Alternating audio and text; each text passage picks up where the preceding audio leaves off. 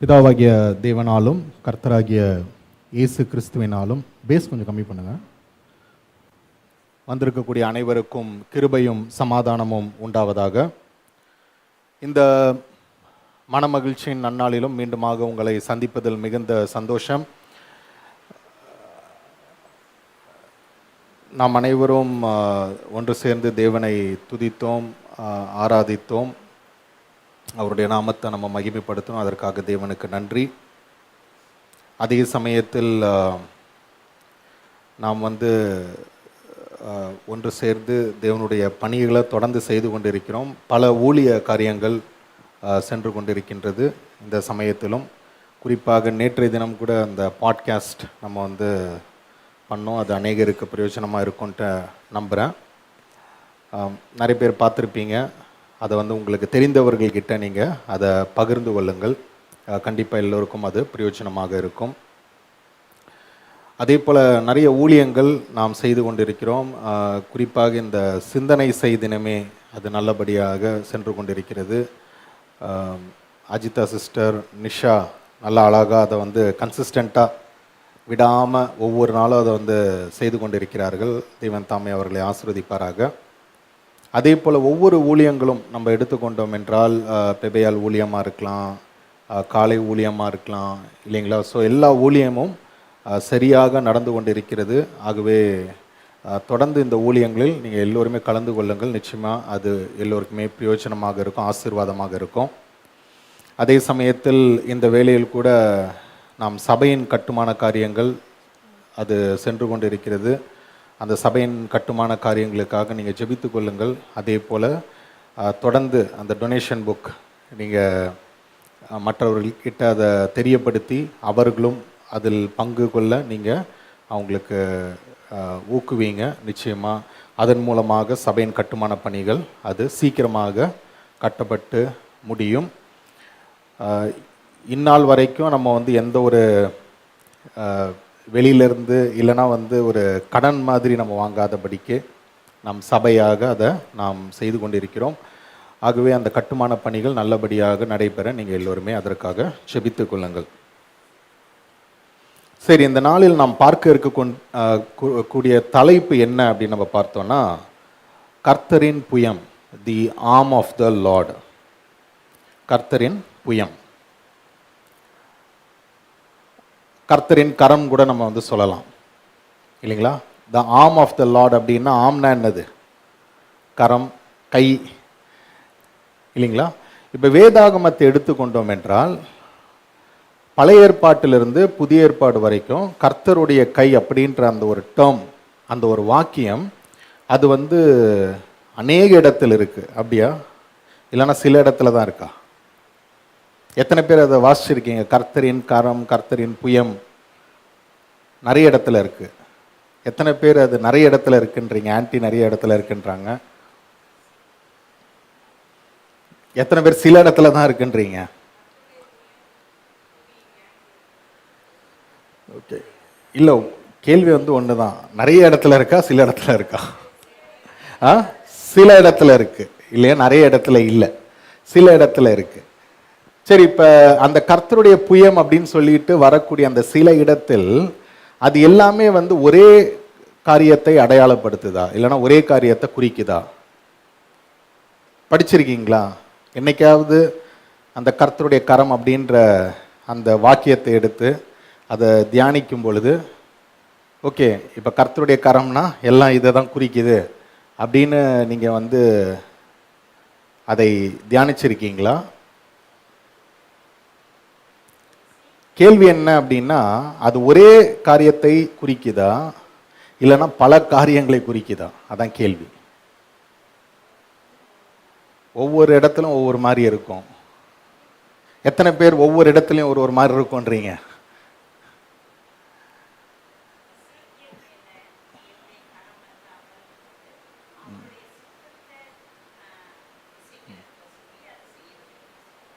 Okay, எசேக்கியேல் கிட்ட தேவனுடைய கரம் அமரும் பொழுது அவருடைய சித்தத்தை செய்ய சொல்றார். சரி, ஓகே.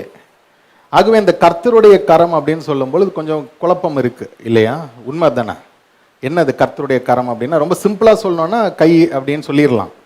ஆனா அது எதையெல்லாம் அடையாளப்படுத்துது இல்லைங்களா? வேதத்தில் இந்த கர்த்தருடைய கரம் எதையெல்லாம் அடையாளப்படுத்துது அப்படின்றத நம்ம வந்து ஆழமாக தியானிக்க இருக்கிறோம். முதலாவது காரியம்.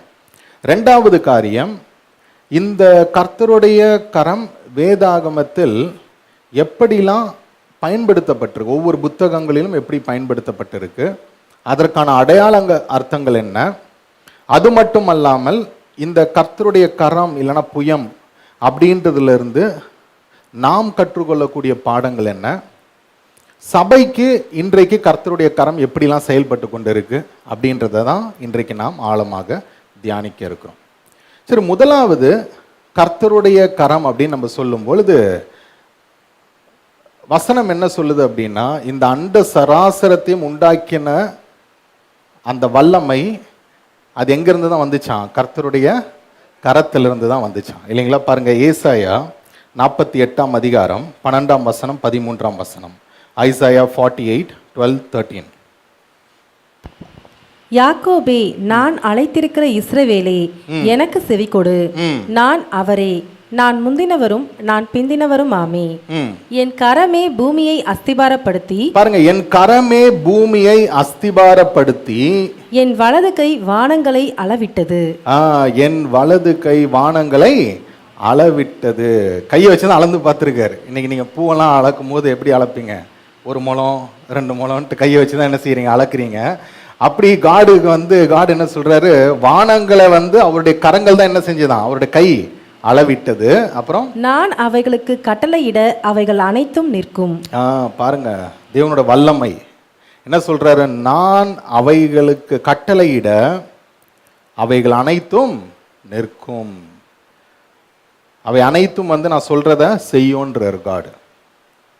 அப்ப முதலாவது காரியம் என்ன புரியுது அப்படின்னா, கர்த்தருடைய கரம் தான் எல்லாவற்றையும் செய்திருக்கு. அப்ப இந்த கரம் ரொம்ப முக்கியமா இருக்கு. கை இல்லைங்களா? நம்ம நார்மலா எடுத்துக்கிட்டோம்னா கூட இந்த கை இல்லைன்னா இவ்வளவு கஷ்டம் இல்லைங்களா? ஒரு நாள் சும்மா கை இல்லாம வேலை செய்யுங்கன்னு சொன்னா எப்படி இருக்கும்? உங்களுக்கு செய்ய முடியாது, கஷ்டம் இல்லைங்களா? என்னைக்காவது உங்க கையில அடிபட்டுடுச்சு அப்படின்னா யாராவது தான் உங்களுக்கு சாப்பிட்றதுக்கு உதவி செய்யணும், குளிக்கிறதுக்கு உதவி செய்யணும், ட்ரெஸ் மாற்றுறதுக்கு உதவி செய்யணும். இந்த கரங்கள் இருப்பது தான் நிறைய கிரியைகளை செய்வதற்கு முக்கியமான ஒரு அவயமாக இருக்கு இல்லைங்களா? ஸோ இந்த கரம் இருக்கிறதுனால தான் எல்லா பணிகளையும் நம்ம மனிதர்கள் செய்ய முடியுது.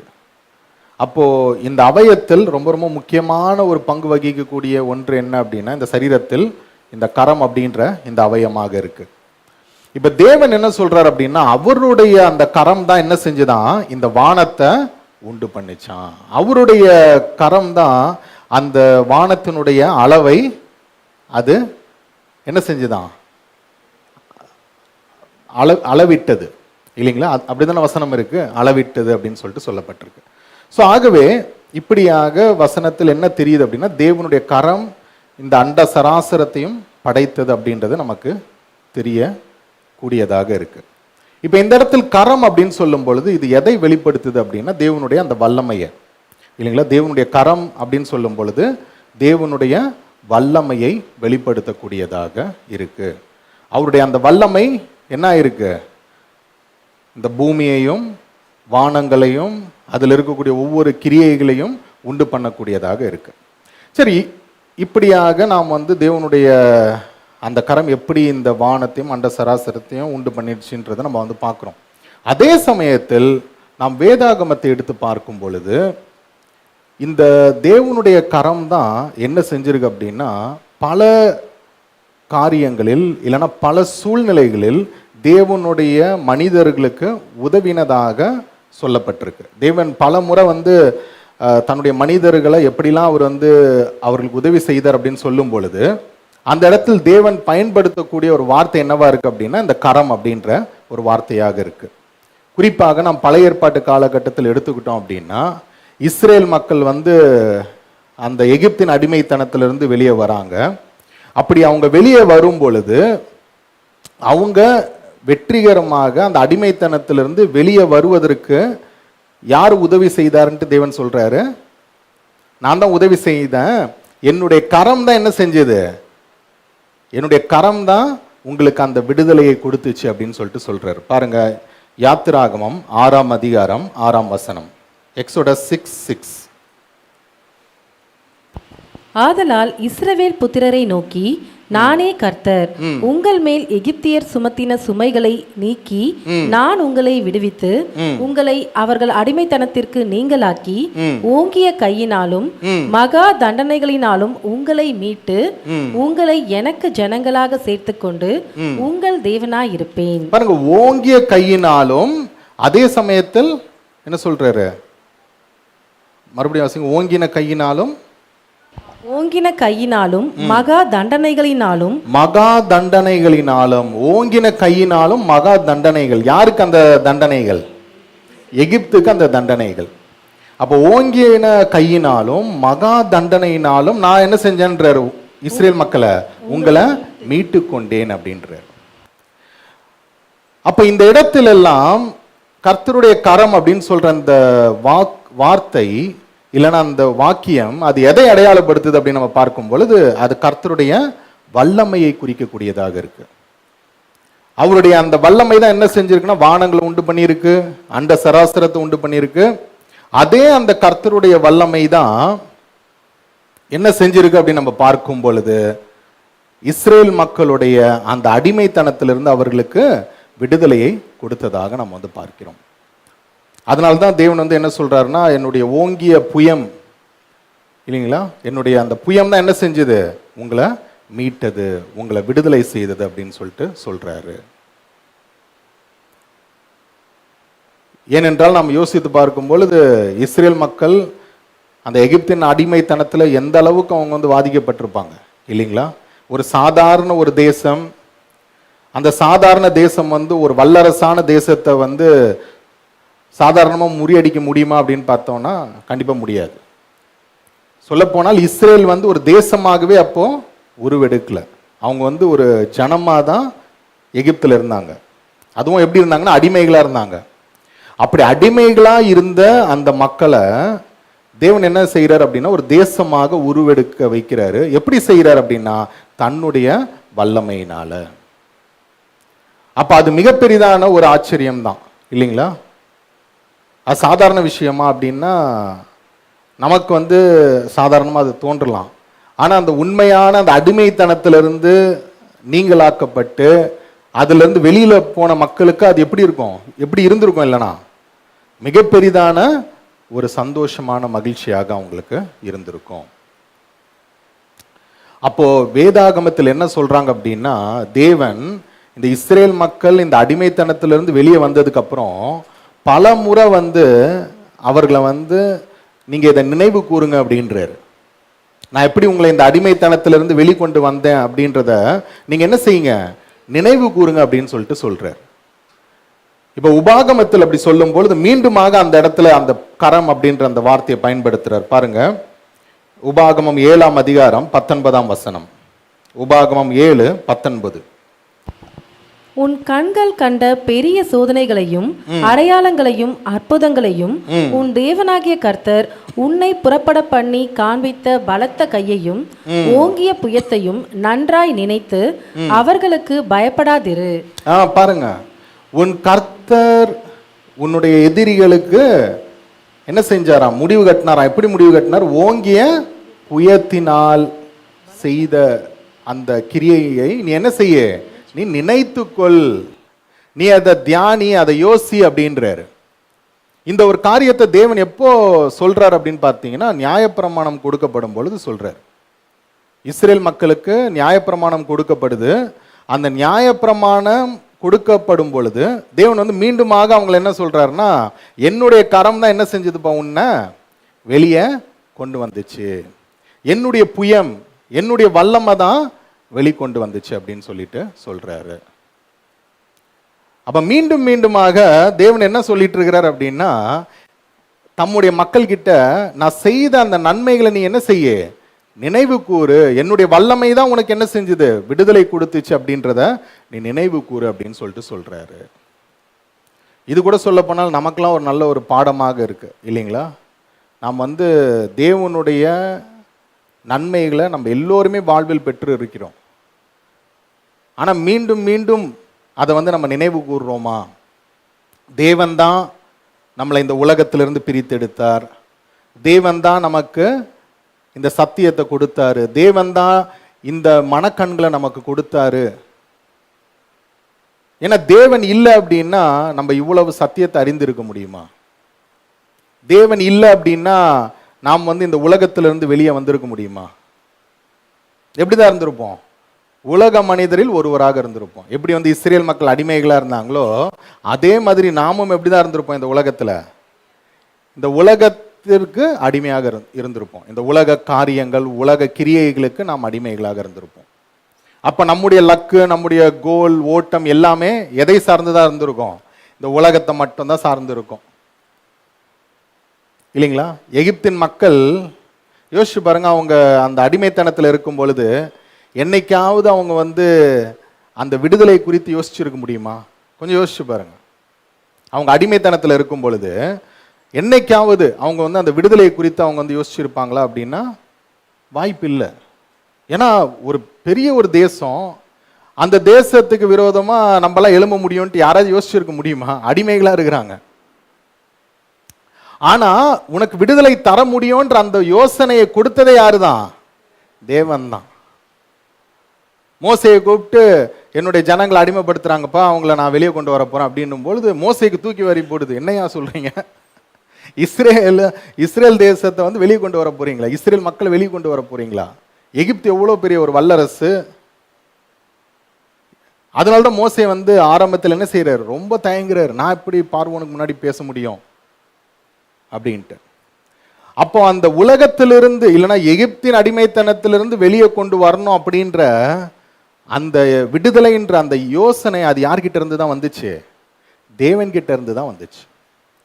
அப்ப அதே போல சபையாகிய நமக்கும் பாவம், மரணம் மற்றும் இந்த உலகத்தின் எல்லா அடிமைத்தனத்திலிருந்தும் நமக்கு விடுதலை அப்படின்ற அந்த யோசனையை கொடுத்ததே யார் தான்? தேவன் தான், இல்லைங்களா? அவர் தான் என்ன செஞ்சிருக்கிறார்? நம்மளுக்கு அந்த விடுதலையின் எண்ணத்தை நமக்குள்ளாக கொடுத்திருக்கிறார்.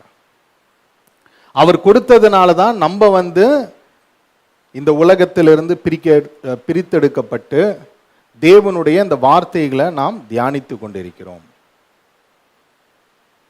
அப்போ இதுவும் வந்து பார்த்தீங்கன்னா தேவனுடைய வல்லமை, இல்லைங்களா? நம்ம யோசிச்சு பார்த்தோம்னா நம்ம உலகத்தில் எப்படியோ வாழ்ந்துட்டு இருந்தோம்.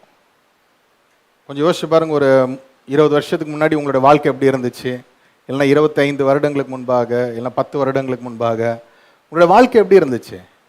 இந்த உலகம் அதுதான் இல்லையா? எப்படி எகிப்தியருக்கு எகிப்து தான் அப்படின்ற மாதிரி இது மட்டும்தான் அப்படின்னு நினைத்திருந்தோம். ஆனால் இன்றைக்கு தேவன் என்ன செஞ்சிருக்கிறார்? நமக்கு ஒரு நம்பிக்கையை கொடுத்திருக்கிறார். அப்ப தேவன் தம்முடைய வல்லமையினால நமக்கு விடுதலையை கொடுத்திருக்கிறாரு, நம்பிக்கையை கொடுத்திருக்கிறாரு. அப்போ இதை நம்ம என்ன செய்யணும்? அடிக்கடி உணரணும். ஏன்னா எகிப்தின் அடிமைத்தனத்திலிருந்து வந்த இஸ்ரேல் மக்களுக்கு தேவன் என்ன சொல்றாருன்னா, நான் உன்னை எப்படி வந்து ஓங்கின புயத்தினால் உனக்கு விடுதலை கொடுத்தனோ, நீ என்ன செய்யாத, அதை நினைத்துக்கொள் அப்படின்றார். அதை யோசித்துக்கொள், அதை சிந்தி. அதை சிந்திக்கல அப்படின்னா நீ வந்து என்ன செஞ்சிருவ? மறுபடியும் அங்கதான் போயிருவ. உனக்கு எவ்வளோ பெரிய ஒரு அடிமைத்தனத்திலிருந்து விடுதலை கிடைச்சிருக்குப்பா, அதை யோசித்துப்பார் அப்படின்றார். ஆகவே நாமும் தேவன் நமக்கு கொடுத்த இந்த விடுதலையை ஒவ்வொரு நாளும் நினைவு கூறக்கூடிய கிறிஸ்தவர்களாக இருப்பது அவசியமாக இருக்கு. அப்போ இதுவரைக்கும் நம்ம பார்த்ததுல என்ன தெரியுது அப்படின்னா, கர்த்தருடைய கரம் அது வந்து எதை அடையாளப்படுத்தக்கூடியதாக இருக்கு அப்படின்னு நம்ம பார்க்கும் பொழுது அது அவருடைய வல்லமையை, அவருடைய பராக்கிரமத்தை, அவருடைய அதிகாரத்தை அது குறிக்கக்கூடியதாக இருக்கு. இப்ப சங்கீதத்தில் ஒரு வசனம் சொல்லப்பட்டிருக்கு பாருங்க, சங்கீதம் 98:1, Psalm 98:1. கர்த்தருக்கு புதுப்பாட்டை பாடுங்கள், அவர் அதிசயங்களை செய்திருக்கிறார். அவருடைய வலது கரமும் அவருடைய பரிசுத்த புயமும் ரட்சிப்பை உண்டாக்கினது. பாருங்க, கர்த்தருக்கு புதுப்பாட்டை பாடுங்கள், அவர் அதிசயங்களை செய்திருக்கிறார். அவருடைய வலது கரம் என்ன செஞ்சிருக்கான்? ரட்சிப்பை உண்டாக்கியிருக்கு. அப்போ கர்த்தருடைய கரம், அந்த வல்லமை மனிதர்களுக்கு எதை கொடுக்குதுன்றாங்க? ரட்சிப்பை கொடுக்குது அப்படின்றாங்க. அப்ப இந்த இடத்தில் சொல்லப்படக்கூடிய ரட்சிப்பு அப்படின்னு நம்ம சொல்லும் பொழுது இது ஒரு பொதுவான ரட்சிப்பை குறித்து தான் பேசுறாங்க. இது வந்து இஸ்ரேல் மக்கள் அவர்களுக்கு கொடுக்கப்பட்ட அந்த ஒரு ரட்சிப்பை மட்டும் குறிக்கிற மாதிரி இல்லை. இது என்ன சொல்லப்படுது அப்படின்னா, இந்த வசனத்தை நாம் தியானிக்கும் பொழுது பொதுவாக யாரெல்லாம் கர்த்தரை நம்புறீங்களோ, யாரெல்லாம் கர்த்தர் மேல சார்ந்து இருக்கீங்களோ, உங்களுக்கு என்ன இருக்கு? ரட்சிப்பு இருக்கு, விடுதலை இருக்கு, ஜீவன் இருக்கு அப்படின்னு சொல்லிட்டு சொல்வதாக பார்க்கிறோம். ஆகவே இப்படியாக கர்த்தருடைய கரத்தை குறித்து வேதாகமத்தில் சொல்லப்பட்டிருக்கு. சரி, இப்ப ஏசாயா புத்தகத்தை வாசிக்கும் பொழுது என்ன ஆகுது அப்படின்னா கொஞ்சம் மாறுது. இந்த கர்த்தருடைய கரம் அப்படின்னு சொல்லும் பொழுது அங்க வந்து என்ன ஆகுது அப்படின்னா கொஞ்சம் அது மாறுவதை போல இருக்கு, இல்லைன்னா அதுல வந்து ஒரு மாற்றம் காணப்படுது. என்ன அப்படின்றத நம்ம வந்து பார்க்கலாம். முதலாவது பாருங்க, ஏசாயா 48 அதிகாரம் 14-15 வாசிங்க. ஐசாயா 48:14-15. நீங்கள் எல்லாரும் கூடி வந்து கேளுங்கள். கர்த்தருக்கு பிரியமானவன் அவருக்கு சித்தமானதை பாபிலோனில் செய்வான். அவன் புயம் கல்தேயரின் மேல் இருக்கும் என்பதை இவர்களில் அறிவித்தவன் யார்? பாருங்க, இங்க என்ன சொல்றாங்க அப்படின்னா, கர்த்தருக்கு சித்தமானவன் அவன் என்ன செய்வானா? பாபிலோனை, கர்த்தருக்கு சித்தமானவன் அவருக்கு சித்தமானதை செய்வான். கல்தேயருக்கு விரோதமாக அவனுடைய புயம் இருக்கும், அவனுடைய கரம் இருக்கும் அப்படின்னு சொல்லிட்டு சொல்றாங்க. அப்புறம் தொடர்ந்து வாசிங்க. நானே அதை சொன்னேன், நான் அவனை அழைத்தேன், நான் அவனை வரப்பண்ணினேன், அவன் வழி வாய்க்கும். பாருங்க, நானே இதை செய்தேன், நானே அவனை வரப்பண்ணினேன், அவன் வழி வாய்க்கும். சரி, இப்ப இந்த இடத்துல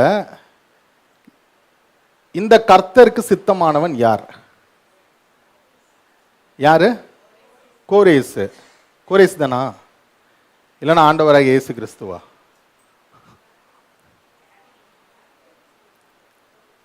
யாரு தான் இது? கோரேஸ் தான். ஆனால் சந்தோஷம் தான், எல்லாரும் கரெக்ட் ஆன்சர் பண்றீங்க. இங்க கர்த்தருக்கு சித்தமானவன் யாரு? கோரேசு. ஏன் அப்படின்னா அவன் தான் என்ன செய்யறான் அப்படின்னா பாபிலோனுக்கு விரோதமாக எழும்புறான் இல்லைங்களா? கிமு 539 நம்ம வந்து பார்க்கிறோம். கோரேசு தான் என்ன செய்யறான்? பாபிலோனுக்கு விரோதமாக படையெடுத்து சென்று அவர்களை வந்து முறியடிக்கிறான்ட்டு நம்ம வந்து பார்க்கிறோம் இல்லைங்களா? அதன் மூலமாக யூத ஜனங்களுக்கு என்ன கிடைக்குது? விடுதலை கிடைக்குது. அப்ப தேவன் என்ன செய்யறாரு? எப்படி வந்து எகிப்தின் அடிமைத்தனத்தில் இஸ்ரேல் மக்கள் இருந்தாங்களோ அதே போல வந்து பார்த்தோம்னா பாபிலோனின் அடிமைத்தனத்தில் யூதர்கள் இருக்கிறாங்க இந்த சமயத்தில். அப்போ தேவன் வந்து என்ன சொல்றாரு அப்படின்னா, இதெல்லாம் இந்த மக்களுக்கு புரியுதா? நான் வந்து என்ன செய்ய போறேன்? இந்த பாபிலோனே வீழ்த்த போறேன். யார் மூலமா அப்படின்னா, எனக்கு சித்தமானவனை நான் எழுப்பி அவன் மூலமா நான் என்ன செய்ய போறேன்? இந்த பாபிலோனை வீழ்த்த போறேன் அப்படின்றார். அவனுடைய புயம் வந்து பாபிலோனுக்கு விரோதமா இருக்கும் அப்படின்னு சொன்னா என்ன அர்த்தம்? அவனுடைய வல்லமை, அவனுடைய அந்த ஞானம், அதிகாரம் அது பாபிலோன் மேல இருக்கும்ன்றாரு. அப்படின்னா என்ன அர்த்தம் அப்படின்னா, பாபிலோனால என்ன செய்ய முடியாது? அவனை மேற்கொள்ள முடியாது. மாறாக அவன் என்ன செய்வான்? பாபிலோனை மேற்கொண்டுருவான்றார். அப்ப இந்த இடத்தில் கர்த்தருக்கு சித்தமானவன் அது கோரேசு தான் இல்லைங்களா? இது முன்னாடியே தேவன் வந்து என்ன செஞ்சிட்டாருன்னா ஹிண்ட் கொடுத்துட்டார். பாருங்க, ஏசாயா 45:1 வாசிங்க. ஐசாயா 45:1. கர்த்தராகிய நான் அபிஷேகம் பண்ணின கோரேசுக்கு முன்பாக ஜாதிகளை கீழ்ப்படுத்தி ராஜாக்களின் இடைக்கட்டுகளை அவிழ்க்கும் படிக்கும் அவனுக்கு முன்பாக வாசல்கள் பூட்டப்படாதிருக்க கதவுகளை திறந்து வைக்கும் படிக்கும் அவனை பார்த்து அவன் வலது கையை பிடித்து கொண்டு அவனுக்கு சொல்லுகிறதாவது. பாருங்க, நான் என்ன செய்யறேன்? கோரேசை எழுப்புறேன் அப்படின்றார். என்னுடைய நாமம் கூட அவனுக்கு தெரியாது. ஆனா நான் என்ன செய்யறேன்? அவனை இந்த சித்தத்திற்காக அவனை நான் எழுப்புறேன் அப்படின்றார். அப்ப கோரேசு வந்ததற்கான முக்கிய நோக்கமே என்ன அப்படின்னா, பாபிலோனை வீழ்த்துவதற்காக தேவன் கோரேசை எழுப்பி இருக்கிறாரு. ஆனா கோரேசனுடைய வம்ச வரலாறு எடுத்து பார்த்தோம்னா அது அதற்கு மேல இன்னும் அதிகமா போகுது. நம்ம வந்து இன்றைக்கு நிறைய வாசிக்கிறோம், இந்த ஹியூமன் ரைட்ஸ் கமிஷன்லாம் இல்லைங்களா? ஹியூமன் ரைட்ஸ் அது எல்லாமே வந்து பார்த்தோன்னா எங்கேருந்து ஆரம்பிச்சிருக்குன்னா கோரேஸ்ல இருந்து ஆரம்பிச்சிருக்கு. ஏன்னா யோசிச்சு பாருங்க, ஒரு அந்நிய தேசத்தின் பர்ஷிய தேசத்தின் மன்னன் அவன் தான் என்ன செய்யறான் அப்படின்னா, தன்னுடைய அதாவது தன்னுடைய தேசத்தில் சிறை கைதிகளாக இருந்த எல்லாருக்கும் என்ன கொடுக்குறான்? விடுதலையை கொடுக்குறான் இல்லைங்களா? யூத மக்களுக்கு விடுதலை கொடுக்குறான். யூத மக்கள் அவனுக்கு சொந்தமே கிடையாது, எந்த வகையிலையும் அவனுடைய இனத்தான் கிடையாது. ஆனா அவன் என்ன பார்க்கறான் அப்படின்னா, இந்த மக்கள்லாம் இவ்வளோ அடிமைத்தனத்திற்குள்ளாக இருக்கிறாங்களே அப்படின்னு சொல்லிட்டு அவன் என்ன செய்யறான்? அவர்களுக்கு விடுதலையை கொடுக்குறான். அப்ப தேவன் என்ன சொல்றார் அப்படின்னா, கோரேஸை நான் அழைத்தேன், அவனுடைய புயம் பாபிலோன் மேல இருக்கும், நான் என்னுடைய சித்தத்தை செய்வேன் அப்படின்னு சொல்லிட்டு சொல்றாரு. அப்ப அதன் மூலமாக ஏசாயா 48ஆம் அதிகாரத்தில் நம்ம வாசிக்கும் பொழுது, இந்த இடத்தில் புயம் அப்படின்னு சொல்லும் பொழுது இது கர்த்தருடைய புயத்தை சொல்லல, இங்க எந்த புயத்தை சொல்லுது? கோரேசனுடைய புயத்தை சொல்லுது. ஆனா அந்த கோரேசை எழுப்பினது யாருன்றார் தேவன்? நான் தான் எழுப்பினேன் அப்படின்றார். என்னுடைய சித்தத்தை செய்வதற்காக நான் என்ன செய்தேன்? நான் அவனை தெரிந்து கொண்டேன் அப்படின்னு சொல்லிட்டு சொல்றார். சரி, அடுத்தபடியாக இன்னொரு இடத்துல பாத்தீங்கன்னா இந்த கர்த்தருடைய புயத்தை பற்றி ஏசாயா புத்தகத்தில் இருக்கு. இது யாரு என்ன கரெக்டா சொல்றீங்கன்னு பார்க்கலாம். முதலாவது ஏசாயா 51:9 வாசிங்க. எழும்பு எழும்பு பலன்கொள், கர்த்தரின் புயமே, முந்தின நாட்களிலும் பூர்வ தலைமுறைகளிலும் எழும்பினபடி எழும்பு. பாருங்க, இங்க என்ன சொல்றாங்க? கர்த்தருடைய புயம் தூங்கிட்டு இருக்கான். அதென்ன சொல்றாங்க? எழும்பு எழும்பு கர்த்தருடைய புயமே. தூங்கிட்டு இருக்குன்னு சொல்ல, என்ன சொல்றாங்க? கர்த்தருடைய புயம் இன்னும் வல்லமைய வெளிக்காட்டல. அப்ப என்ன சொல்றாங்க? கர்த்தருடைய புயமே நீ எழும்பு, முந்தின நாட்களை நீ நினைத்துக்கொள். அப்புறம் ராகாபை துண்டித்ததும் வலு சர்ப்பத்தை வதைத்ததும் நீதான் அல்லவோ. பாருங்க, ராகாபை துண்டித்ததும் வலு சர்ப்பத்தை வதைத்ததும் நீதான் அல்லவோ. இந்த கர்த்தருடைய புயம் தான் என்ன செஞ்சிருக்கு? ராகாபை துண்டு துண்டா போட்டிருக்கான். வலு சர்ப்பத்தை வதைச்சிருக்கு அப்படின்னா என்ன அர்த்தம்? டார்ச்சர் பண்ணியிருக்கு. சரி, இங்க கர்த்தருடைய புயம் பார்க்கறதுக்கு முன்னாடி இந்த ராகாப் யாரு?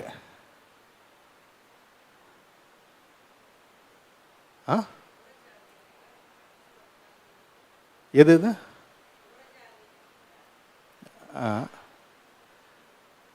ராகாப் புறஜாதியா? அந்த யோசுவா காலத்தில் வாழ்ந்த ராகாப் அவங்களா? அப்ப யார்? அதான் என்னோட கேள்வி. யாரு அவங்க?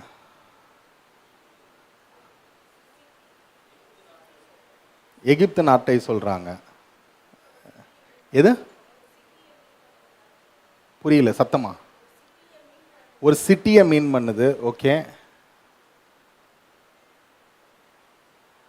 சரி, வசனமாவே வாசிச்சிடலாமா? சரி, பாருங்க, சங்கீதம் 87:4, சாம் 87:4.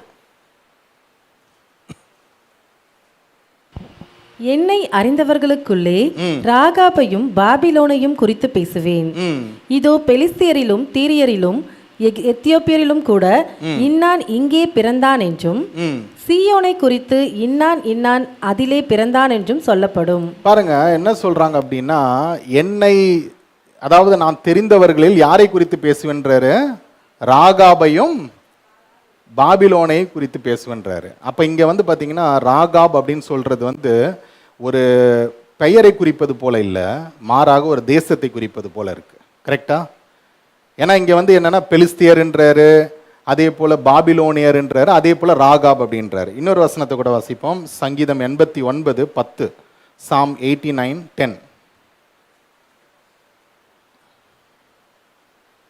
நீ ராகாபை வெட்டுண்ட ஒருவனை போல் நொறுக்கினீர். நீ ராகாபை வெட்டுண்ட ஒருவனை போல் நொறுக்கினீர். எந்த ராகாபா இவங்க? ராகாபை வெட்டுண்டவரை போல நொறுக்கினாராம் தேவன், இல்லைங்களா? நம்மளுக்கு தெரிந்த ராகாப்லாம் ஒருத்தங்க தான். அவங்க தேவனை விசுவாசித்தவர்கள், விசுவாச பட்டியலில் இருக்கிறாங்க. சொல்ல போனால் இயேசு கிறிஸ்துவனுடைய வம்ச வரலாறுலேயே அவங்க இருக்கிறாங்க. ஆனா இங்க பாத்தீங்கன்னா தேவன் இந்த ராகாபை துண்டு துண்டா போட்டேன்றாரு, ராகாபை வெட்டினன்றாரு. சரி, இன்னொரு வசனத்தை கூட வாசிப்போம். ஏசாயா 30:7, ஐசாயா 37. எகிப்தியர் சகாயம் பண்ணுவது வியர்த்தமும் வீணுமாம். ஆகையால் சும்மா இருப்பதே அவர்களுக்கு பலன் என்று அதற்காக கூறுகிறேன்.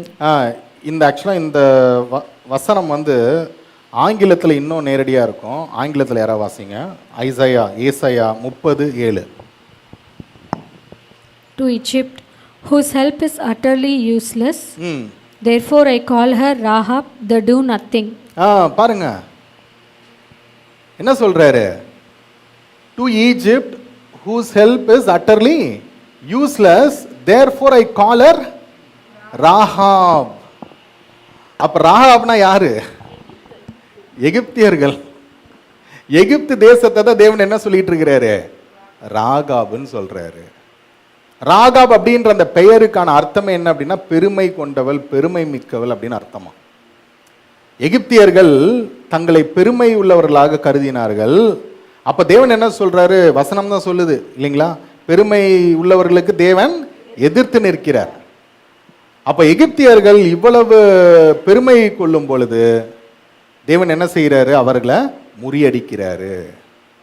அப்ப இனிமேல் வந்து ராகாபை குறித்து வாசிக்கும் பொழுது எல்லா இடத்துலையும் ஒரே ராகாபை சொல்லலை, மனதில் ஞாபகம் வச்சுக்கோங்க இல்லைங்களா? ஸோ ராகாப் அப்படின்னு சொல்லும் பொழுது பழைய ஏற்பாட்டில் ஒரு பெண்மணியும் குறிக்கிறாங்க, விசுவாச பெண்மணி. அதே சமயத்தில் எகிப்து தேசத்தினுடைய நிக்நேம் கூட என்னதுதான்? ராகாப் தான். சரி, இப்ப ஏசாயா புத்தகத்தில் நாம் வரும் பொழுது அங்க என்ன சொல்றாங்கன்னா, எலும்பு எலும்பு கர்த்தரின் புயமே, முந்தின நாட்களை நீ நினைத்துக்கொள், நீ வந்து ராகாபை வந்து வெட்டுண்டாயே, அந்த மாதிரி நீ என்ன செய்ய, வலு சர்ப்பத்தை நீ வெட்டின அப்படின்றார். இப்ப இங்க வலு சர்ப்பம், ராகாப் இது எல்லாமே எதை தான் குறிக்குது? எகிப்தை தான் குறிக்குது. தேவன் வந்து அடையாளமாக எதை வந்து சொல்றாரு? எகிப்தை சொல்றாரு. எகிப்து வந்து வலு சர்ப்பத்தை போல, ஆங்கிலத்தில் வந்து பார்த்தீங்கன்னா மான்ஸ்டர்னு கூட இருக்கு சில மொழிபெயர்ப்புகளில். வலு சர்ப்பத்தை போல, ராகாபை போல பெருமை கொண்டவளாக இந்த எகிப்து இருந்தாங்க. அந்த சமயத்தில் கர்த்தருடைய புயம் தான் என்ன செஞ்சுதான்? அதை வந்து வெட்டிச்சான், அதை வந்து சாய்த்தது அப்படின்னு சொல்லிட்டு சொல்லப்பட்டிருக்கு. இப்போ இதை எப்படி நம்ம வந்து இன்னும் உறுதியாக சொல்லலாம் அப்படின்னா, 51:10 வாசிங்க. ஏசாயா 51ஆம் அதிகாரம் 10ஆம் வசனம். மகா ஆழத்தின் தண்ணீர்களாகிய சமுத்திரத்தை வற்றி போக பண்ணினதும், மீட்கப்பட்டவர்கள் கடந்து போக கடலின் பள்ளங்களை வழியாக்கினதும் நீதான் அல்லவோ. பாருங்க, மகா ஆழத்தின் சமுத்திரத்தை வற்றி போக பண்ணினது நீதான் அல்லவோ. இந்த கர்த்தருடைய புயத்தை சொல்றாங்க. நீ தான் என்ன செஞ்சப்பா? இந்த சிவந்த சமுத்திரத்தை இரண்டா பிளந்து வற்றி போக பண்ண, ஆழத்துல வந்து மக்கள் நடக்கிறதுக்கு நீ தான் பாதையை உண்டு பண்ண அப்படின்னு சொல்றாங்க. அப்ப இந்த கர்த்தருடைய புயம் தான் எகிப்தை போட்டு தாக்கி இருக்கு. இந்த கர்த்தருடைய புயம் தான் என்ன செஞ்சிருக்குது? ரெண்டா சிவந்த சமுத்திரத்தையே கலந்துருக்கு. இந்த கர்த்தருடைய புயம் தான் அந்த சமுத்திரத்தின் நடுவில் பாதையை உண்டு பண்ணி மக்களை நடக்க வச்சிருக்கு. இப்ப இப்படிலாம் சொல்லிட்டு என்ன சொல்றாங்க? நீ இப்ப என்ன செய்ய அப்படின்னா, மக்களுக்கு நித்தியத்தை கொண்டு வா அப்படின்றாரு. 11ஆவது வசனம் வாசிங்க. நித்திய மகிழ்ச்சியை கொண்டு வான்றாரு. அப்படியே கர்த்தரால் மீட்கப்பட்டவர்கள், பாருங்க, அப்படியே எப்படி வந்து நீ வந்து எகிப்தின் அடிமைத்தனத்திலிருந்து இஸ்ரேல் மக்களுக்கு விடுதலை கொடுத்தியோ உன்னுடைய புயத்தின் மூலமா, அதே புயமே நீ என்ன செய்ய? இப்ப நீ வந்து மக்களுக்கு நித்திய மகிழ்ச்சியை கொடு, நித்திய சந்தோஷத்தை கொடு அப்படின்றாங்க. மீண்டுமாக அதை வாசிங்க. 11. அப்படியே கர்த்தரால் மீட்கப்பட்டவர்கள் ஆனந்த களிப்புடன் பாடி சீயோனுக்கு திரும்பி வருவார்கள். பாருங்க, கர்த்தரால் மீட்கப்பட்டவர்கள் ஆனந்த களிப்புடன் பாடி சீயோனுக்கு திரும்பி வருவார்கள். நித்திய மகிழ்ச்சி அவர்கள் தலையின் மேல் இருக்கும், சந்தோஷமும் மகிழ்ச்சியும் அடைவார்கள், சஞ்சலமும் தவிப்பும் ஓடி போகும். பாருங்க, நித்திய மகிழ்ச்சி அவர்கள் தலையின் மேல இருக்குமா, சஞ்சலமும் தவிப்பும் ஓடி போயிடும். சரி, இந்த வசனத்தை நம்ம கடைசியா தான் தியானிக்க போறோம், இப்ப கிடையாது. சரி, ஆனா இங்க என்ன நம்ம மனதில் வைத்து கொள்றோம் அப்படின்னா, தேவன் என்ன சொல்றாரு, இல்லைன்னா ஏசாயா தீர்க்கதரிசி மூலமாக தேவன் சொல்லக்கூடிய ஒரு காரியம் என்ன அப்படின்னா, எப்படி இந்த கர்த்தருடைய புயம் எகிப்தின் அடிமைத்தனத்திலிருந்து மக்களுக்கு விடுதலை கொடுத்துச்சோ, ஆனா அந்த விடுதலை வந்து பாத்தீங்கன்னா நிரந்தர விடுதலைன்னு சொல்ல முடியாது. ஏன்னா அவங்க வந்து நித்திய மகிழ்ச்சி அடையல. ஆனா இப்ப என்ன சொல்றான்னா தேவன் இந்த கர்த்தருடைய புயம் நீ என்ன செய்ய, நீ மீண்டுமா எழும்பி வா, நீ என்ன செய்ய, மக்களுக்கு நித்தியத்தை கொடு, மகிழ்ச்சியை கொடு, சஞ்சலமே இல்லாம, கஷ்டமே இல்லாம, கவலையே இல்லாத ஒரு மகிழ்ச்சியை மக்களுக்கு கொடு. அதுக்கு நீ கர்த்தருடைய புயமே நீ என்ன செய்ய, எழும்பி வா அப்படின்றாரு. சரி, இப்ப கேள்வி என்ன அப்படின்னா, இங்க கர்த்தருடைய புயம்னா என்ன? இது வல்லமையை குறிக்குதா, இல்லைன்னா இது ஒரு நபரை குறிக்குதா, இல்லைன்னா இது இரண்டத்தையும் குறிக்குதா?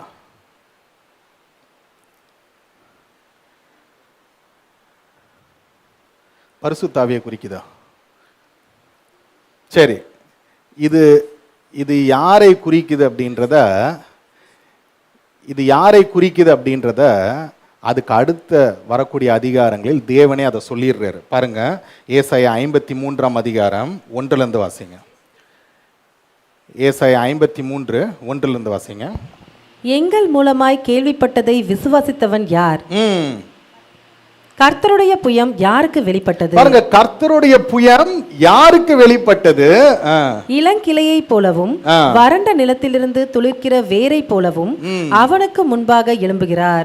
பாருங்க, இளம் கிளையை போல இல்லைங்களா? இளம் கிளையை போல, அப்புறம் வறண்ட நிலத்திலிருந்து துளிர்க்கிற வேரை போலவும், வறண்ட நிலத்திலிருந்து துளிர்க்கிற வேரை போலவும் அவனுக்கு முன்பாக எழும்புகிறார். அவனுக்கு முன்பாக எழும்புகிறார். அப்புறம் அவருக்கு அழகும் இல்லை, சௌந்தரியமும் இல்லை.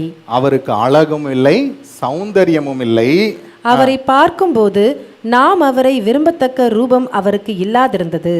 பாருங்க, அப்போ ஏசாயா 51 எலும்பு எலும்பு கர்த்தருடைய புயமே, நீ தான் என்ன செஞ்ச, இஸ்ரேல் மக்களுக்கு விடுதலை கொடுத்த, நீ தான் என்ன செஞ்ச, சிவந்த சமுத்திரத்தை 2 பிளந்த அந்த கர்த்தருடைய புயம் நீ என்ன செய்ய, இப்ப மக்களுக்கு நித்திய மகிழ்ச்சியை கொண்டு வா அப்படின்னு சொல்லும் பொழுது, இந்த கர்த்தருடைய புயம் யாருன்றதை தேவனே வெளிப்படுத்துறாரு. அது யார் அப்படின்னா நம்முடைய ஆண்டவராகிய இயேசு கிறிஸ்து. இது எப்படி நம்ம இன்னும் உறுதியா சொல்ல முடியும் அப்படின்னா, புதிய ஏற்பாட்டில் நேரடியாகவே இந்த வசனம் சொல்லப்பட்டிருக்கு. பாருங்க, யோவான் 12 அதிகாரம் 37 38. யோவான் 12 37 38. அவர் இத்தனை அற்புதங்களையும் அவர்களுக்கு முன்பாக செய்திருந்தும் அவர்கள் அவரை விசுவாசிக்கவில்லை. இயேசு கிறிஸ்து அவ்வளவு அற்புதங்கள் செய்யறாரு, இவ்வளவு அற்புதங்களை செய்திருந்தும் அவரை என்ன செய்யலையா, அவங்க விசுவாசிக்கல. கர்த்தாவே, எங்கள் மூலமாய் கேள்விப்பட்டதை விசுவாசித்தவன் யார்? கர்த்தருடைய புயம் யாருக்கு வெளிப்பட்டது என்று ஏசாயா தீர்க்கதரிசி சொன்ன வசனம் நிறைவேறும்படி இப்படி நடந்தது. சூப்பரா. எங்க அது நிறைவேறி இருக்கு? புதிய ஏற்பாட்டில் நேரடியாகவே அந்த வசனத்தை சொல்லிட்டாங்க இல்லைங்களா? ரொம்ப தெளிவா என்ன சொல்லிட்டாங்கன்னா, கர்த்தருடைய புயம் வெளிப்பட்டவங்க என்ன செய்ய மாட்டாங்க, விசுவாசிக்க மாட்டாங்க. ஆனா கர்த்தருடைய புயம் யாருன்றத நேரடியாகவே சொல்லிட்டாங்க. அந்த கர்த்தருடைய புயம் அது நம்முடைய ஆண்டவராகிய இயேசு கிறிஸ்து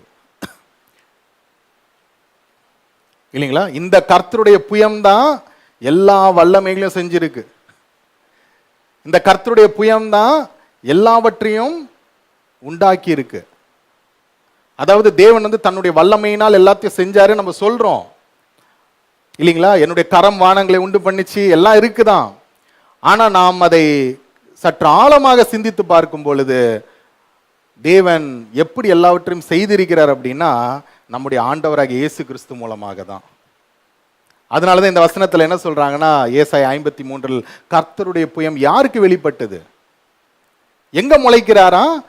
வனாந்திரத்தில் எப்படி ஒரு செடி முளைக்குமோ அந்த மாதிரி இயேசு கிறிஸ்து முளைக்கிறாராம் இல்லைங்களா? இந்த பூமியே வனாந்திரமாக, பூமியில ஜீவன் இல்ல, ஜீவனில்லா தேசத்தில் ஒரு ஜீவனுள்ள ஒருவராக இயேசு கிறிஸ்து இந்த பூமிக்கு வராரு இல்லைங்களா? ஆனா அப்படி வந்தும் அவர் என்ன செய்ய மாட்டாங்க, ஏற்றுக்கொள்ள மாட்டாங்க. அப்படின்ட்டு அவரை எந்த அளவுக்கு வாதிப்பாங்க அப்படின்றது தான் ஏசாயா 53 சொல்லப்பட்டிருக்கு. அதே விஷயம் அது என்ன ஆகுது அப்படின்னா யோவானிலும் அது சொல்லப்பட்டிருக்கு. அப்ப தேவன் என்ன செய்யறாரு அப்படின்னா தன்னுடைய புயம் அது யார் அப்படின்றத வெளிப்படுத்துறார். நான் இவ்வளவு வல்லமைகளெல்லாம் செய்யறேன்ப்பா, யார் மூலமா செய்கிறேன்? என்னுடைய புயம் யாரு? என்னோட ரைட் ஹேண்ட் யாரு அப்படின்னா என்னுடைய குமாரன் ஆண்டவராகிய இயேசு கிறிஸ்து, இல்லைங்களா? இன்னொரு வசனத்தை கூட வாசிப்போம். யோவான் 1:14 John 1:14. அந்த வார்த்தை மாம்சமாகி கிருபையினாலும் சத்தியத்தினாலும் நிறைந்தவராய் நமக்குள்ளே வாசம் பண்ணினார். பாருங்க, கர்த்தருடைய புயம் யாருக்கு வெளிப்பட்டது? அந்த வார்த்தை என்ன ஆச்சா? இப்ப மாம்சமாகி, இல்லைங்களா? அந்த வார்த்தை அது மாம்சமாகி கிருபையும் சத்தியத்தையும் நமக்கு வெளிப்படுத்தி இருக்கிறார். ஆண்டவராகிய இயேசு கிறிஸ்து தான் நமக்கு கிருபையும் சத்தியத்தையும் வெளிப்படுத்தினார். அப்ப யோசிச்சு பாருங்க, தேவனுடைய அந்த வல்லமையே நம்ம சொல்ல போனால் அப்போஸ்தலர்கள் பார்த்துருக்கிறாங்க, இல்லைங்களா? தேவனுடைய அந்த பவர், அந்த முழுமையான அந்த வல்லமை அது ஆண்டவராகிய இயேசு கிறிஸ்துவாக இருக்கிறார். ஏன்னா ஆண்டவராகிய இயேசு கிறிஸ்துவை தன்னுடைய புயம் என்று தேவன் ஏசாயா தீர்க்கதரிசன புஸ்தகத்தில் சொல்லி இருக்கிறார். சரி, இப்ப இந்த புயம் செய்ய வேண்டிய வேலை என்ன? அதாவது கர்த்தருடைய புயம் நம்ம ஆண்டவராகிய இயேசு கிறிஸ்துன்னு பார்த்தோம். இப்ப இந்த கர்த்தராகிய ஆண்டவர் இல்லைன்னா இந்த புயம், தேவனுடைய அந்த புயம் அது செய்ய வேண்டிய 2 காரியங்கள், முக்கியமான 2 காரியங்கள் என்ன அப்படின்னா, ஒன்று பாருங்க, ஏசாயா 52:10, ஐசாயா 52:10. எல்லா ஜாதிகளின் கண்களுக்கு முன்பாகவும் கர்த்தர் தம்முடைய பரிசுத்த புயத்தை வெளிப்படுத்துவார். பாருங்க, எல்லா ஜாதிகளின் கண்களுக்கு முன்பாகவும் கர்த்தர் தம்முடைய பரிசுத்த புயத்தை வெளிப்படுத்துவார். பூமியின் எல்லைகளில் உள்ளவர்கள் எல்லாரும் நமது தேவனுடைய ரட்சிப்பை காண்பார்கள். பாருங்க, பூமியின் எல்லைகளில் உள்ளவர்கள் எல்லோரும் நம்முடைய தேவனுடைய ரட்சிப்பை காண்பார்கள். தேவனுடைய ரட்சிப்பை எப்படி இப்ப பார்க்க முடியும்? எப்படி பார்க்க முடியும் தேவனுடைய ரட்சிப்பை? இயேசு கிறிஸ்து வந்ததுனால தான் தேவனுடைய ரட்சிப்புன்னு ஒன்று நமக்கு தெரிய வந்தது. அதுவும் பார்த்தீங்கன்னா பூமியில் எல்லைகளில் உள்ள எல்லோரும் அப்படின்னா என்ன அர்த்தம்? All corners of the earth. வெறும் இஸ்ரேல் மக்கள் மட்டும் கிடையாது, இல்லைங்களா? வெறும் குறிப்பிட்ட கூட்டத்தார் மட்டும் கிடையாது. எல்லா மக்களும், புறஜாதி மக்கள், கிரேக்கர், பாபிலோனியர்கள், அசீரியர்கள், யாரெல்லாம் தேவன் அறியாம இருக்கிறாங்களோ எல்லோருமே தேவனுடைய ரட்சிப்பை காண்பார்களாம். அதனாலதான் ஆண்டவராகிய இயேசு கிறிஸ்து கூட இந்த பூமிக்கு வரும் பொழுது அவர் என்ன சொல்றாருன்னா, இந்த மந்தையில் இல்லாத வேறு ஆடுகளும் எனக்கு இருக்கிறாங்க, அவங்களே நான் என்ன செய்யணும்? கூட்டி சேர்க்கணும் அப்படின்றாரு, இல்லைங்களா? இஸ்ரேல்ன்றது அவருடைய மந்தை. ஆனா இந்த இஸ்ரேல் மந்தையில் இல்லாத ஆடுகள் தான் சொல்ல போனால் நம்பலாம் வேற மந்தை, நம்ம வேற இனம் நம்பலாம், இல்லைங்களா? ஆனா என்ன செஞ்சிட்டாரு? நம்மளையும் என்ன செஞ்சிட்டாரு? கூட்டி சேர்த்துட்டாரு. ஒரு வசனத்தை வாசிப்போம் பாருங்க, தீத்து 2:11 டைட்டஸ் 2:11.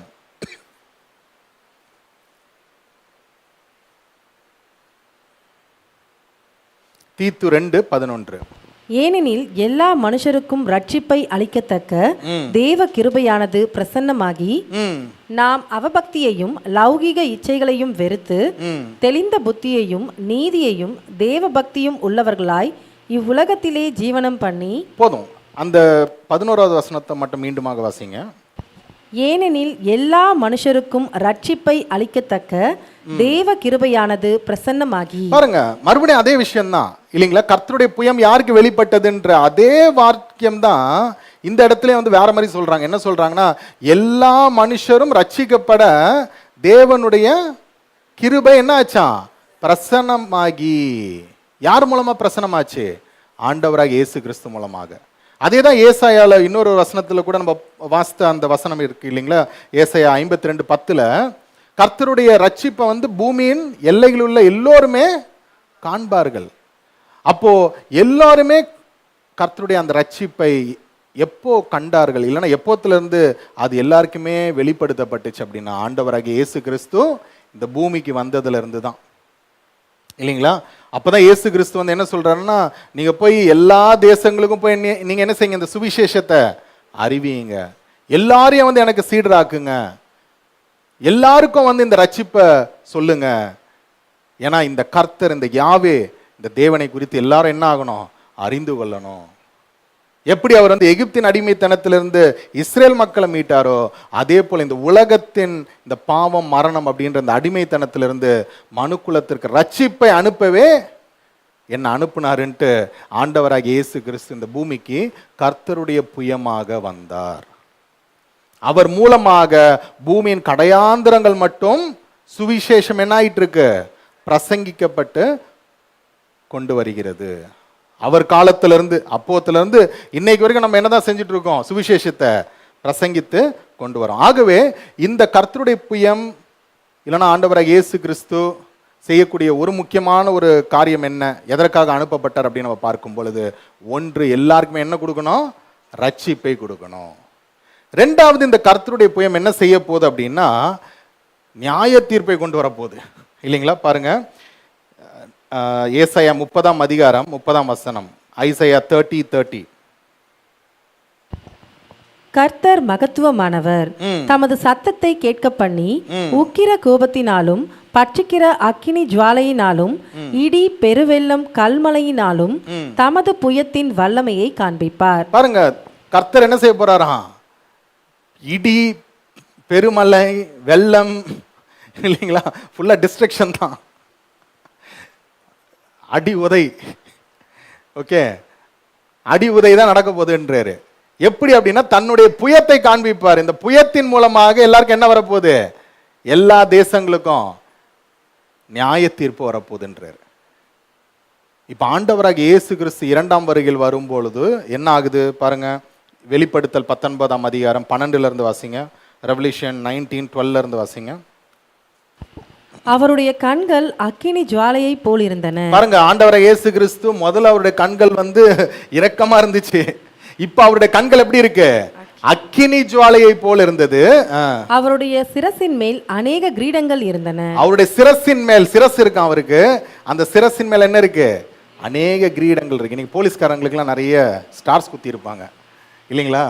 அதே போல இவருக்கு என்னவே முடியல, அத்தனை சிரசின் மேல என்ன இருக்குது, அநேக கிரீடங்கள் இருக்கு. அப்புறம் அவருக்கே அன்றி வேறொருவருக்கும் தெரியாத ஒரு நாமமும் எழுதியிருந்தது. ஏதோ ஒரு நாமம் இருக்கு, அது அங்க போய் தான் நம்ம தெரிந்து கொள்ளலாம், ஏன்னா அவருக்கு மட்டும் தான் தெரிஞ்சிருக்கு. அப்புறம் இரத்தத்தில் தோய்க்கப்பட்ட வஸ்திரத்தை தரித்திருந்தார்.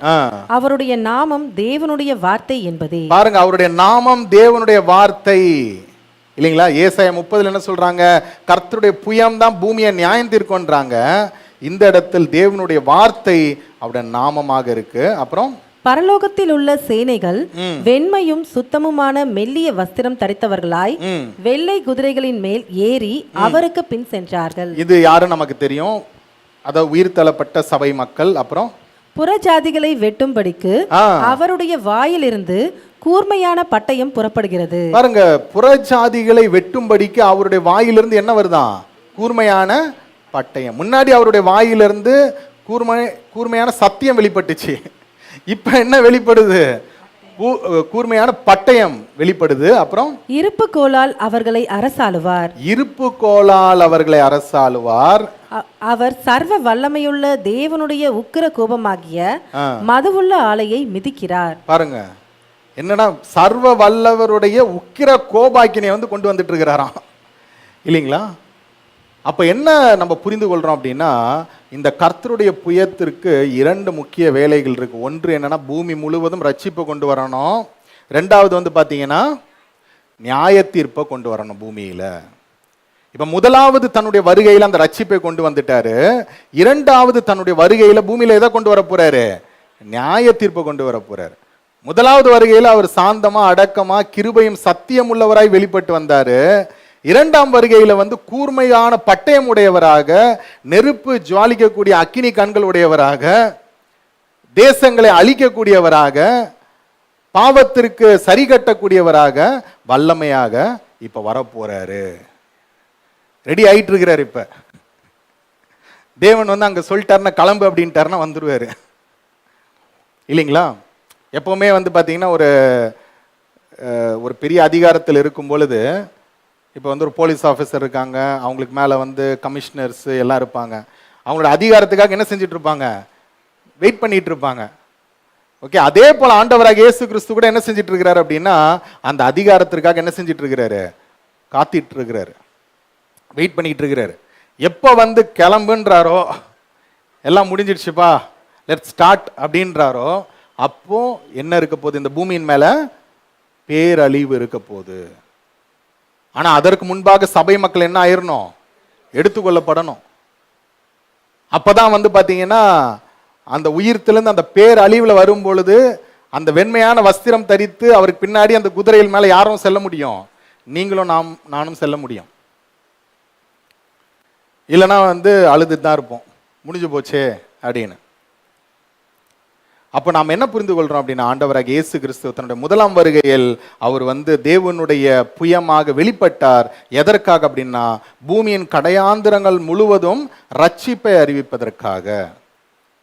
ஆனா தன்னுடைய இரண்டாம் வருகையில் அவர் எதற்காக வெளிப்பட போறார் அப்படின்னா, பூமியில் நியாய தீர்ப்பை கொண்டு வருவதற்காக. இப்ப இன்னும் அவருடைய இரண்டாம் வருகை வரல இல்லைங்களா? இப்ப நம்ம வந்து அவருடைய முதலாம் வருகையில் வந்து அவர் போயிட்டார், பரலோகம் எடுத்துக்கொள்ளப்பட்டுட்டாரு. இன்றைக்கு சபையாக நாம் வந்து செய்ய வேண்டிய வேலை என்ன அப்படின்னா, நாம் வந்து சுவிசேஷ பணிகளை அறிவிக்கணும். எப்படி வந்து பூமியின் கடையாந்திரம் முழுவதும் அவருடைய ரட்சிப்பு வந்து சுவிசேஷமாக அறிவிக்கப்படணும்ட்டு ஏசாயால சொல்லப்பட்டதோ, தீத்துவில் சொல்லப்பட்டதோ, அதை தான் நம்ம என்ன செய்யணும்? இன்னைக்கு நாம் வந்து செய்யணும். அப்படி செய்வதற்காக தேவன் என்ன செஞ்சிருக்கிறாராம்? நமக்கு பலன் கொடுத்திருக்கிறாராம். பாருங்க, வாசிப்போம். அப்போஸ்தலர் 11ஆம் அதிகாரம் 21ஆம் வசனம். ஆக்ட்ஸ் 11:21. கர்த்தருடைய கரம் அவர்களோடே இருந்தது, அநேக ஜனங்கள் விசுவாசிகளாகி கர்த்தரிடத்தில் திரும்பினார்கள். பாருங்க, கர்த்தருடைய கரம் அவர்களோடு இருந்தது, அநேக ஜனங்கள் விசுவாசிகளாகி அவரிடத்தில் கர்த்தரிடத்தில் திரும்பினார்கள். அப்ப கர்த்தருடைய கரம் அந்த இடத்துல இருக்கிறதுனால என்ன செய்யறாங்க அப்படின்னா, தேவனுடைய அந்த அதாவது கிறிஸ்துவனுடைய சீடர்கள் அவங்க போய் சுவிசேஷத்தை அறிவிக்கிறாங்க. எதற்காக கர்த்தருடைய புயம் வெளிப்பட்டதோ அந்த புயத்தினுடைய சித்தத்தை செய்வதற்காக அவருடைய அப்போஸ்தலர்கள் சீடர்கள் சுவிசேஷத்தை போய் அறிவிக்கிறாங்க. அப்படி அறிவிக்கும் பொழுது யாரெல்லாம் தேவனால் தெரிந்து கொள்ளப்பட்டார்களோ அவர்கள் எல்லோருமே என்ன ஆறாங்க? விசுவாசிகளாக ஆகிறார்கள். அப்ப நம்மளுடைய வேலை கூட என்ன அப்படின்னா, இந்த சுவிசேஷத்தை தொடர்ந்து அறிவித்து கொண்டே இருக்கணும். அதற்கு நமக்கு தேவன் பலனை கொடுத்திருக்கிறார், சக்தி ஆவியை கொடுத்திருக்கிறாரு, சுவிசேஷத்தின் அந்த வல்லமையை நமக்கு கொடுத்திருக்கிறாரு, சுவிசேஷத்தில் அந்த தெளிவை நமக்கு கொடுத்திருக்கிறாரு. அப்ப நம்ம என்ன செய்யணும்? அதை போய் சொல்லணும். ஏசாயால இன்னொரு வசனம் கூட இருக்கு, சொல்லாவிட்டால் எப்படி அவங்களுக்கு தெரியும், அறிவிக்காவிட்டால் எப்படி வந்து அவங்க கேள்விப்படுவாங்க இல்லைங்களா? அப்போ நாம் சுவிசேஷத்தை தெளிவாக சொல்லும் பொழுதுதான் என்ன ஆகும் அப்படின்னா, தேவனுடைய அந்த திட்டம் இந்த பூமியில் எல்லோருக்குமே அது தெரிய வரும். அப்ப நாமும் வந்து பாத்தீங்கன்னா தேவனுடைய அந்த சித்தத்தை செய்யக்கூடியவர்களா இருக்கணும். அதற்கு தேவனுடைய வல்லமை நம்மோடு இருக்கு. இன்னொரு வசனத்தை கூட வாசிப்போம் பாருங்க, 1 பேதுரு 5ஆம் அதிகாரம் 6ஆம் வசனம். 1 Peter 5:6. ஆகையால் ஏற்ற காலத்தை 1 பேதுரு 5:6. அந்தபடி இளைஞரே மூப்பருக்கு கீழ்ப்படியுங்கள். நீங்கள் எல்லோரும் ஒருவருக்கொருவர் கீழ்ப்படிந்து மனத்தாழ்மையை அணிந்து கொள்ளுங்கள். பெருமையுள்ளவர்களுக்கு தேவன் எதிர்த்து நிற்கிறார், தாழ்மையுள்ளவர்களுக்கோ கிருபை அளிக்கிறார். 1 பேதுரு 5:6 அதுல இருக்கு. 1 பேதுரு 5:6.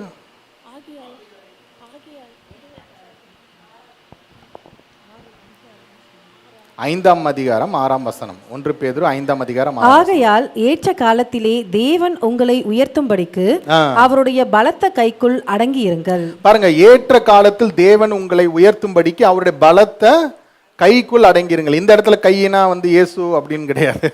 இந்த இடத்துல எதை சொல்றாங்க அப்படின்னா, தேவனுக்கு நீங்க கீழ்ப்படிந்திருங்கன்றாங்க. அவருடைய பலத்த கைக்குள் அடங்கிருங்கள் அப்படின்னு சொன்னா என்ன அர்த்தம்? கீழ்ப்படிந்திருங்கன்னு அர்த்தம். ஏன்னா கர்த்தருடைய புயமே அப்படி கீழ்ப்படிந்து இருந்தார் இல்லைங்களா? நம்ம பிலிப்பியர்ல வாசிக்கிறோம் பாருங்க, பிலிப்பியர் 2:8-9 வாசிங்க. Philippians 2:8-9. அவர் மனுஷரூபமாய் காணப்பட்டு மரண பரியந்தம், அதாவது சிலுவையின் மரண பரியந்தமும் கீழ்ப்படிந்தவராகி தம்மை தாமே தாழ்த்தினார். பாருங்க, அவர் மரண பரியந்தம், அதாவது சிலுவையின் மரண பரியந்தம் கீழ்ப்படிந்தவராகி தன்னைத்தானே தாழ்த்தினார். அப்ப தேவனுடைய அந்த பலத்த கரத்திற்குள்ளாக ஆண்டவராக இயேசு கிறிஸ்து அடங்கி இருந்தார். பிலிப்பியர்ல சொல்லப்பட்டிருக்கு, அப்படி அவர் தன்னை தாழ்த்தினதுனாலே தேவன் என்ன செய்யறார்? அவரை எல்லா நாமத்திற்கும் மேலான நாமத்தை அவருக்கு கொடுக்கிறார். அதுதான் பேதுரு கூட என்ன சொல்றாருன்னா, 1 பேதுரு 5:6 ஏற்ற காலத்தில் அவர் உங்களை உயர்த்தும்படி அவருடைய பலத்த கரத்தில் அடங்கி இருங்கள். நம்மே தேவன் உயர்த்த போறாரு. எப்போ அப்படின்னா ஏற்ற காலம், அந்த காலம் வரணும் இல்லைங்களா? சரியான காலம் வந்தால் தான் அதற்கான பொறுப்பு கொடுக்க முடியும் இல்லைங்களா? சரியான ஒரு காலம் வரும் பொழுது தான் நமக்கும் பொறுப்புகள் வருது இல்லைங்களா? பூமியிலேயே வந்து பார்க்கும் பொழுது சரியான நேரத்தில் தான் நீங்கள் வந்து ஒவ்வொரு வேலைகளை செய்கிறீங்க. கம்பெனியில் வந்து எடுத்த உடனே உங்களை வந்து மேனேஜர் ஆக்கிடுறது இல்லை. ஸ்கூல்ஸில் வந்து எடுத்த உடனே உங்களை வந்து பர்மனண்ட் டீச்சர் ஆக்கிடுறது இல்லை. காலேஜஸ்லேயும் அதே தான் இல்லைங்களா? அப்போ என்ன அப்படின்னா அந்த ஏற்ற காலம் வரணும். நீங்கள் நல்லா ப்ரூவ் பண்ணி நீங்கள் அதற்கு தகுதியானவரான்னு நீங்கள் ப்ரூவ் பண்ணீங்கன்னா என்ன, அந்த ஏற்ற காலத்தில் உங்களை ஆட்டோமேட்டிக்காக உங்களுக்கு ப்ரொமோஷன் கொடுப்பாங்க இல்லையா? அதே போல் நாம் கூட என்ன செய்யணும் அப்படின்னா, கர்த்தர் நம்மை உயர்த்தும்படிக்கு, தேவன் நம்மை உயர்த்தும்படிக்கு நாம் என்ன செய்யணுமா, அவருடைய பலத்த கரங்களுக்குள்ளாக அடங்கி இருக்கணும். எதுவரையில் அப்படின்னா ஏற்ற காலம் வர வரைக்கும். அந்த ஏற்ற காலம் அது நமக்கு தெரியும், தேவனுடைய ராஜ்யம் இல்லைங்களா? அந்த தேவனுடைய ராஜ்யம் எப்போ வரப்போகுதுன்னு நமக்கு தெரியாது.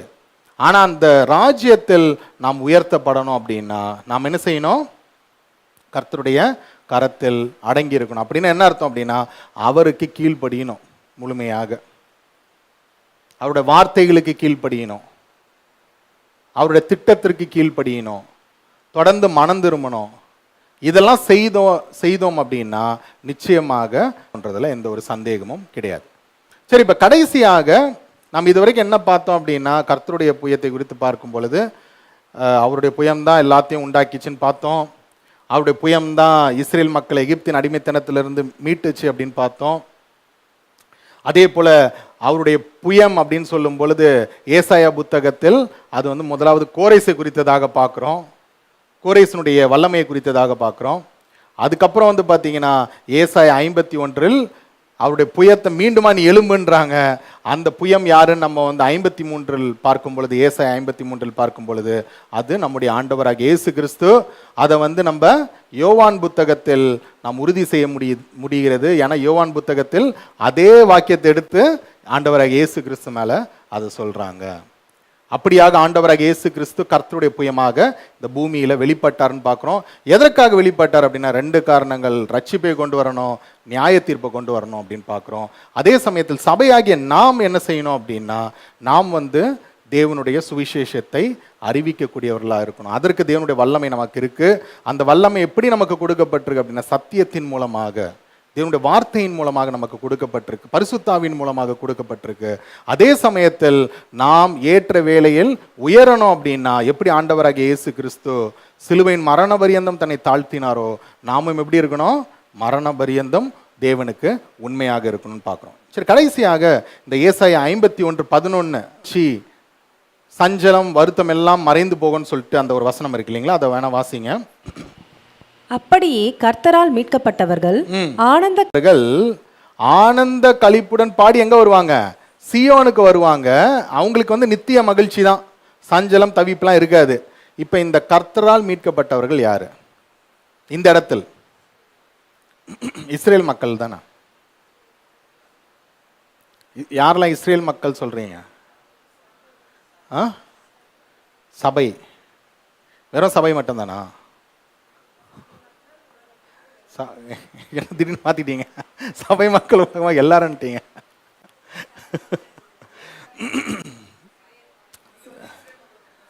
இங்க வந்து இஸ்ரேல் மக்களை பத்தி தான். யாரெல்லாம் இஸ்ரேல் மக்கள் சொல்றீங்க? ஆனா அங்க நித்திய மகிழ்ச்சியே இல்லையா அவங்க கிட்ட? இங்க நித்திய மகிழ்ச்சியை பற்றி பேசுறாங்கல்ல. சஞ்சலமும் தவிப்பும் ஓடி போயிடறாங்க. இன்னைக்கு வரை இஸ்ரேல் மக்கள் சஞ்சலத்தோடு தான் வாழ்ந்துட்டு இருக்காங்க. சரி, இங்க யாரை பற்றி பேசுறாங்க அப்படின்னா, 2 கூட்டத்தாரை பற்றி பேசுறாங்க. பழைய ஏற்பாட்டில் உள்ள விசுவாச வீரர்களை பற்றி பேசுறாங்க. யாரெல்லாம் வந்து உண்மையா இருந்தாங்களோ அவங்கெல்லாம் வந்து பார்த்தீங்கன்னா மீட்கப்பட்டவர்கள் தானே. ஏன்னா வந்து அவங்க என்ன செஞ்சிட்டாங்க, தேவனை முழுமையாக விசுவாசித்து அவங்க விசுவாசத்தை காத்து கொண்டார்கள். அவர்களை பற்றி நம்ம வந்து விசுவாச பட்டியலான எபிரேயர் 11 புத்தகத்தில் வாசிக்கிறோம் இல்லைங்களா. அவர்கள் வந்து என்ன செய்வாங்க, சியோனில் வருவாங்க. எப்படி வருவாங்க, நித்திய மகிழ்ச்சியோடு வர போறாங்க. அவங்க மீண்டுமாக அவங்க சோதிக்கப்பட போறது கிடையாது, மீண்டுமாக அவர்களுக்கு வந்து இதெல்லாம் கிடையாது, டெஸ்டிங்லாம் வைக்க போறது இல்லை தேவன். அவர்களுக்கு என்ன இருக்கு? நித்திய மகிழ்ச்சி, நித்திய சந்தோஷம் எல்லாம் அங்க இருக்கு. இப்ப சபையாகிய நாமும் என்ன ஆயிருக்கோம் அப்படின்னா, ஞானஸ்தானத்தின் மூலமாக கர்த்தரால் என்ன ஆயிட்டோம்? மீட்கப்பட்டுட்டோம் இல்லைங்களா? பாருங்க ஒரு வசனம், ரொம்ப நல்ல ஒரு வசனம் பாருங்க. எபிரேயர் 12ஆம் அதிகாரம் 22-24 வரைக்கும் வாசிங்க. Hebrews 12:22-24. நீங்களோ சீயோன் மலையினிடத்திற்கும் ஜீவனுள்ள தேவனுடைய நகரமாகிய பரம எருசலேமிடத்திற்கும் 1000-10,000 தேவதூதர்களிடத்திற்கும் பரலோகத்தில் பேரெழுதியிருக்கிற முதற் பேரானவர்களின் சர்வ சங்கமாகிய சபையினிடத்திற்கும். போதும். அதாவது என்ன சொல்றாங்க பாருங்க, நீங்கள் வந்து எங்க வந்திருக்கீங்கன்றாரு? சியோனுக்கு வந்திருக்கீங்கன்றாரு. ஆக்சுவலா இன்னும் சியோன் வரல, ராஜ்யம் வரல. ஆனா நம்ம என்ன செஞ்சுட்டோம் ஆல்ரெடி? தேவன் எப்படி கருதிட்டாரு நம்மள? நீங்க வந்துட்டீங்கப்பான்றாரு இல்லைங்களா? இந்த அழைப்பு நமக்கு இருக்கு. இதை தக்க வைத்துக் கொள்வது யார் கையில தான் இருக்கு? நம்ம கையில தான் இருக்கு. அதனால்தான் வசனம் என்ன சொல்லுது அப்படின்னா, உங்கள் ரட்சிப்பு நிறைவேற பயத்தோடும் நடுக்கத்தோடும் பிரயாசப்படுங்கள். பிரயாசம் எடுக்கணும், எஃபர்ட்ஸ் எடுக்கணும். நான் பைபிளே வாசிக்க மாட்டேன், எனக்கு நித்திய ஜீவன் வேணும்னா எப்படி கொடுப்பார் தேவன்? நான் ஜபமே பண்ண மாட்டேன், எனக்கு நித்திய ஜீவன் வேணும்னா எப்படி தேவன் கொடுப்பாரு? நான் சுவிசேஷமே அறிவிக்க மாட்டேன், எனக்கு நித்திய ஜீவன் வேணும்னா தேவன் எப்படி கொடுப்பாரு? பிரயாசப்படணும்ல இல்லைங்களா? விசுவாச கிரியைகள் செய்யணும்ல. கிரியை இல்லாத விசுவாசம் செத்ததா இருக்கு. அப்ப எப்படி நம்மளுடைய விசுவாசத்தை நம்ம வந்து கிரியைகள் மூலமாக வெளிப்படுத்துறோம் அப்படின்னா, நாம் ஜெபிப்பதின் மூலமாக, வேதத்தை தியானிப்பதின் மூலமாக, இப்படிப்பட்ட கூடுகைகளில் கலந்து கொள்வதன் மூலமாக, அதே போல எல்லோருக்கும் சுவிசேஷத்தை அறிவிப்பதின் மூலமாக, ஏதாவது வகையில் நம்ம என்ன செய்யணும்? நம்முடைய விசுவாசத்தை பிராக்டிஸ் பண்ணி கொண்டே இருக்கணும் இல்லைங்களா? ஒரு ஸ்டேட்மெண்ட் இருக்குல்ல, பிராக்டிஸ் மேக்ஸ் மேன் பர்ஃபெக்ட் இல்லைங்களா? அதாவது பிராக்டிஸ் பண்ண தான் பர்ஃபெக்ட் ஆக முடியும். அப்போ நாமும் இந்த அழைப்பில் பரிபூர்ணமாகணும் அப்படின்னா என்ன செய்யணும்? நம்ம விசுவாசத்தை பிராக்டிஸ் பண்ணிக்கிட்டே இருக்கணும். அதை தான் பவுல் சொல்றாரு, உங்களோட ரட்சிப்பு நிறைவேற நீங்க என்ன செய்யுங்க? எப்படி பிரயாசப்படணுமா? சும்மாவா? பயத்தோடும் நடுக்கத்தோட. ஆனா நம்மளுக்குலாம் இன்னைக்கு அந்த அளவுக்கு பயமும் இல்லை, நடுக்கமும் கிடையாது. அதுக்கு காரணம் என்னன்னா, நம்ம சூழ்நிலை அப்படி நம்மளை வந்து மாற்றி வச்சிருக்கு. ஆனா அந்த பயம், அந்த நடுக்கத்தோடு நாம் வந்து இந்த அழைப்பில் இருந்தால்தான் நமக்கு என்ன கிடைக்கும்ன்றாரு? ஜீவன் கிடைக்கும் அப்படின்னு சொல்றாரு. அப்ப நாம் என்ன புரிந்து கொள்றோம் அப்படின்னா, நாம் மீட்கப்பட்டவர்கள் தான். மீட்கப்பட்டவர்கள் எங்க திரும்பி வருவாங்க? சியோனில். அந்த சியோன் எது? தேவனுடைய ராஜ்யம். அந்த ராஜ்யத்தில் நாம் திரும்பி வரும் பொழுது நமக்கு என்ன இருக்காது? அழுக இருக்காது. இப்ப அழுகுறோம்ல, ஏதாவது பிரச்சனை ஆயிடுச்சுன்னா அழுகுறோம், வயிறில் ஏதாவது கோளாறு ஆயிடுச்சுன்னா அழுகுறோம், கண்ணில் ஏதாவது கோளாறு ஆயிடுச்சுன்னா அழுகுறோம், காதில் ஏதாவது கோளாறு ஆயிடுச்சுன்னா அழுகுறோம் இல்லையா?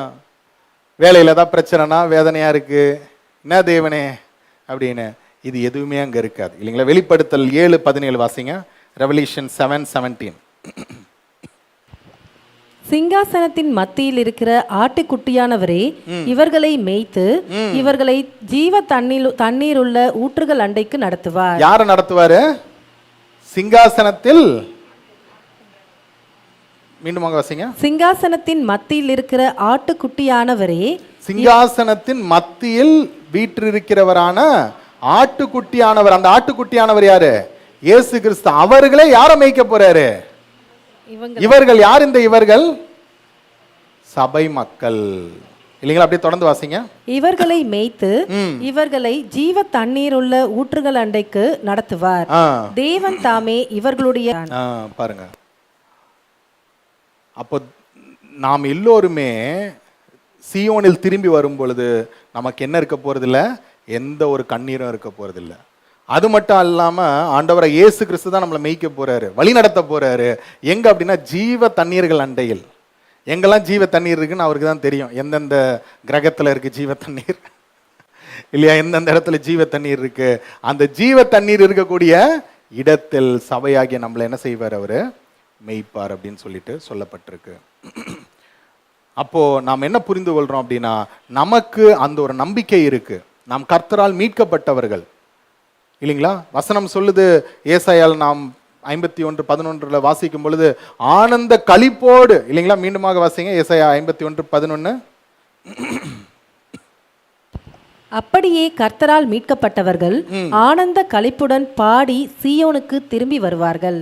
பாருங்க, அப்படியே கர்த்தரால் மீட்கப்பட்டவர்கள். அந்த அப்படியேன்னு சொல்லும் போது நம்ம முன்னாடி பார்த்துட்டோம், எலும்பு எலும்பு கர்த்தருடைய புயமே அப்படின்னு சொல்லிட்டு, அப்படியே கர்த்தரால் மீட்கப்பட்டவர்கள் ஆனந்த களிப்புடன் பாடி சீயோனுக்கு திரும்பி வருவார்கள். அப்ப நாம் கர்த்தரால் மீட்கப்பட்டவர்களாக ராஜ்யத்தில் எப்படி வருவோமா? ஆனந்த களிப்போடு, வேதனையோடலாம் இல்லை. எல்லா நாளும் என்னதான் இருக்குது நமக்கு? சந்தோஷம், மகிழ்ச்சி, களிப்பு இல்லைங்களா? ஆகவே நாம் இந்த கர்த்தருடைய புயம் அப்படின்ற இந்த பாடத்தில் நாம் என்ன புரிந்து கொள்கிறோம் அப்படின்னா, கர்த்தருடைய புயம் ஆண்டவராகிய இயேசு கிறிஸ்து மூலமாக மனுக்குலத்திற்கு வெளிப்பட்டு அவர் மூலமாக எல்லோருக்கும் என்ன இருக்கு? ரட்சிப்பும் அதே சமயத்தில் நியாய தீர்ப்பும் இருக்குன்ட்டு நம்ம வந்து பார்க்குறோம். ஆனால் அந்த நியாய தீர்ப்பு இனிமேல் வரக்கூடியதாக இருக்கு. இந்த காலகட்டத்தில் நாம் என்ன புரிந்து கொள்கிறோம் அப்படின்னா, நம்ம நிச்சயமாக இந்த உலகத்தில் வாழ்ந்து கொண்டு இருக்கிறோம். இந்த உலகத்தில் நமக்கு பிரச்சனைகள் இருக்குது, போராட்டங்கள் இருக்குது, இல்லாமல் கிடையாது. ஆனால் கர்த்தருடைய கரம் நம்மோடு இருக்கிறதுனால, ஆண்டவராகிய இயேசு கிறிஸ்து நம்மோடு இருக்கிறதுனால, இந்த உலகத்தில் நம்முடைய பாடுகள் மத்தியில் கர்த்தருடைய கரம் நம்மோடு இருக்குது. நம்முடைய வியாதியின் மத்தியில் கர்த்தருடைய கரம் நம்மோடு இருக்குது. நம்முடைய தேவைகளின் மத்தியில் கர்த்தருடைய கரம் நம்மோடு இருக்குது. நம்முடைய பலவீனங்கள் மத்தியில் கர்த்தருடைய கரம் நம்மோடு இருக்குது. நம்முடைய பிரச்சனைகள் மத்தியில் கர்த்தருடைய கரம் நம்மோடு இருக்குது. அப்போது கர்த்தருடைய கரம் நம்மோடு எப்பொழுதுமே இருந்து கொண்டு இருக்கு. அப்படி இருந்து கொண்டு இருக்க வேண்டும் என்றால் நாம் தொடர்ந்து அவருடைய பலத்த கரங்களுக்குள்ளாக அடங்கி இருக்க வேண்டும். அப்படி இருக்கும் பொழுது நிச்சயமாக தேவன் நம்மை மீட்டுக்கொள்வார். எந்த அளவுக்கு நம்மளை மீட்டுக்கொள்வார் அப்படின்னா, நாம் சீயோனுக்கு திரும்பி வரும் பொழுது, நாம் மரித்து உயிர்த்தெழுந்து வரும் பொழுது, நாம் உயிர்ப்பிக்கப்பட்ட கிறிஸ்தவர்களாக, கிறிஸ்துவோடு கூட சேர்க்கப்பட்ட கிறிஸ்தவர்களாக ஆனந்த களிப்போட மகிழ்ச்சியோட நம்ம வருவோம்.